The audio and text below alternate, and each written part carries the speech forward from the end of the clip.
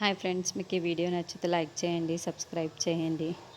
శ్వేత సూర్యప్రతాప్ ఇంటికి వస్తూ ఉంటుంది. రా శ్వేత, ఎప్పుడే తలుచుకుంటున్నావు, ఇలా నువ్వు వచ్చేసావు అని చెప్తే శ్వేతకి ఇంటికి రాలేదు, మేము పిలిస్తే వచ్చింది అని రూప అంటుంది.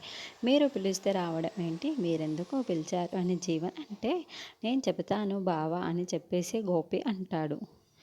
ఇంకా అందరూ కూడా షాక్ అవుతూ అలా చూస్తూ ఉంటే పింకీ చాలా టెన్షన్ పడుతూ ఉంటుంది. నువ్వేంట్రా మళ్ళీ వచ్చావు, జీవన్ గోపి కాలర్ పట్టుకొని నిలదీస్తూ ఉంటే, నీ కాళ్ళకి నమస్కరించి ఆశీర్వాదం తీసుకోవడానికి వస్తే నువ్వు మాత్రం నా కాలర్ పట్టుకున్నావేంటి బావా అని గోపి అంటాడు.